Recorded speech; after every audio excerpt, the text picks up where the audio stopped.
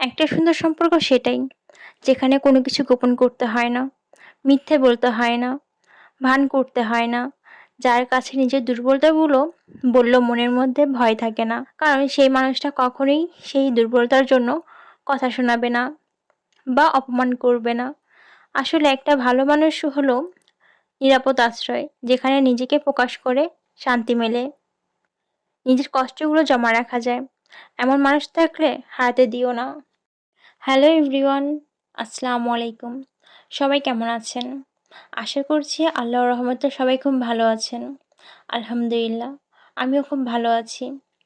বৈশাখী lifestyle ব্লগের নতুন blog দেখার জন্য সবাইকে স্বাগতম জানাচ্ছি। আমি বৈশাখী। আমার ভিডিওগুলো যে আপুরা ভাইয়ারা দেখেন বা দেখছেন, তাদের সবার সুস্থতা কামনা করে আমার আজকের ভিডিও শুরু করছি। আপনাদের সাথে কথা বলতে বলতে সকালের জন্য রুটি ও পরোটা ভেজে নিলাম। রুটি আম্মু খাবে আর পরোটা জান্নাত খাবে। আমার রুটি বা পরোটা কোনটা খেতে ইচ্ছে করছিল না, তাই আমি কলা ও দুধ দিয়ে চিড়া মাখিয়ে নিলাম। সাথে খেজুরও দিয়েছি কয়েকটা। গরমের মধ্যে খেতে ভালোই লেগেছে। দুধটা দিয়ে ভালো করে মাখিয়ে নিলাম। চিনাবাদাম ভাজা ছিল, সেটা উপরে ছিটিয়ে নিলাম। এখন খেয়ে নেব। এখান থেকে কিছুটা জান্নাতকে দিয়েছি আর বাকিটা আমি খেয়েছি। গতকাল রাত্রে এই টক দইটা বানিয়েছিলাম, তাই নাস্তা খেয়ে এখন আসলাম এটাকে রাখার জন্য। এটা রেখে তারপর যাব দুপুরে রান্না করতে। আমি দুইটা কাপে কাপে নিয়ে নিচ্ছি। রান্নার সময় বড় বাটি নামাতে ভালো লাগে না, তাই ছোট ছোট বাটিতে রাখা। বড় বাটিতে রাখলে বরফটা ছাড়তে অনেকটা সময় লেগে যায়, তাই ছোট বাটিতে রাখি। যখন যেরকম প্রয়োজন হয় একটা বা দুইটা কাপ নামিয়ে নিই।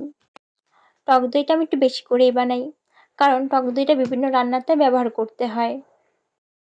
আর আমার এমনিতে টক দই খেতে খুব ভালো লাগে। তাছাড়া টক দই দিয়ে দই ফুচকা আর লাচ্ছিও খাই, তাই এভাবে বানিয়ে বানিয়ে সংরক্ষণ করি।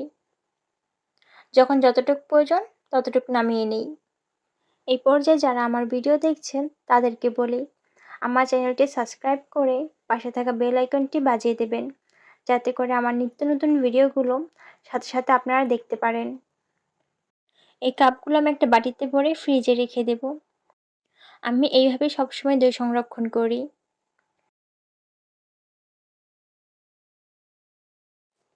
এই তো দইটা ফ্রিজে রেখে দিলাম। ওইদিকে আম্মু রান্নার প্রিপারেশন নিচ্ছে। আজকে দুপুর আয়োজনে থাকছে ভাত, গরুর মাংস ভুনা, সাথে কয়েক রকমের ভর্তা। আজকে এই গরুর মাংসটা হাতে মেখে রান্না করব, তাই আম্মু সবগুলো মশলা পরিমাণ মতো দিয়ে দিচ্ছে। গরুর মাংস দিয়ে ভালো মতো মাখিয়ে তারপর দিবে, বাকিটা আমি করব।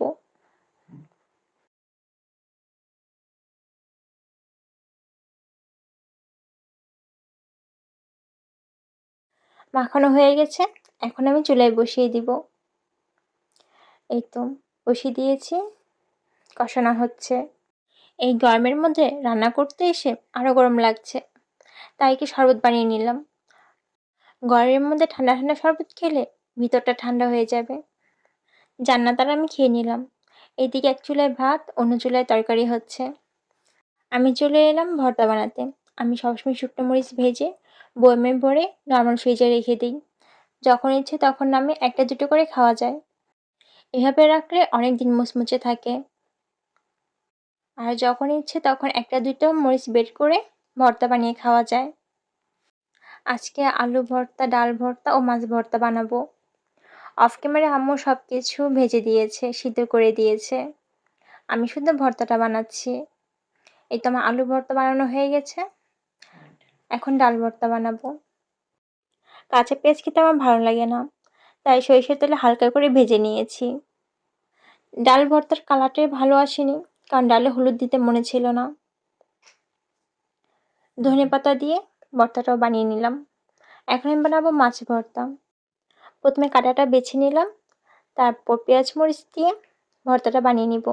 সাথে একটু সরিষার তেল আর ধনেপাতা দিব। আমি আজকে সবগুলো ভর্তাই শুকনো মরিচ দিয়ে বানিয়ে নিয়েছি। এই ধরনের ভর্তাগুলো শুকনো মরিচ দিয়ে বানালেই খুব ভালো লাগে খেতে।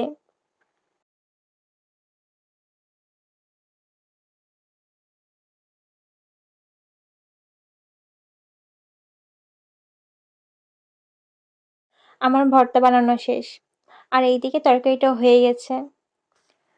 দুপুরে সবাই খাবার খেয়ে নিলাম। আপনাদেরকে এখন আমার আর জান্নাতের জামা দেখাবো। এই তো এটা জান্নাতের জামা, ঝাড়ুর দিয়ে বানিয়ে দিয়েছি। কেমন হয়েছে বলবেন। আর কিছু পারি বা না পারি, সেলাই কাজটা আলহামদুলিল্লাহ ভালোই পারি। আর এই জামাটা আমার। যখন যে ডিজাইনটা পছন্দ হয় ওইভাবে বানানোর চেষ্টা করি। জামাগুলো বানানো কেমন হয়েছে বলবেন। টার্সেল দিয়ে পরতে আমার খুব ভালো লাগে জামা, তাই টার্সেল দিয়ে দিয়েছি। তো গলায়, হাতায় সব জায়গায় ডিজাইন করে দিয়েছি। গতকালকে আম্মুর সাথে বাইরে গিয়েছিলাম, তখন এই বাটিগুলো নিয়ে এসেছি। এগুলো পছন্দ হলো তাই নিয়ে এসেছি। কেমন হয়েছে বলবেন। 4টা স্যুপ বোল আর 2টা ডিশ। কেমন হয়েছে বলবেন। ডিশ 2টা আমার খুব পছন্দ হয়েছে, বাটিগুলোও পছন্দ হয়েছে। সাথে একটা মগও এনেছি, পাখি 2টা দেখে খুব পছন্দ হয়েছে তাই নিয়ে নিলাম। আজকে সন্ধ্যার জন্য বিরিয়ানির চপ ভেজে নিলাম। বেশ কয়েকবার দেখেছি বিরিয়ানির চপ, কিন্তু কখনো বানানো হয়নি, তাই আজকে বানিয়ে নিলাম। খেতে ভালোই লেগেছে, আরেকদিন বানানো যাবে।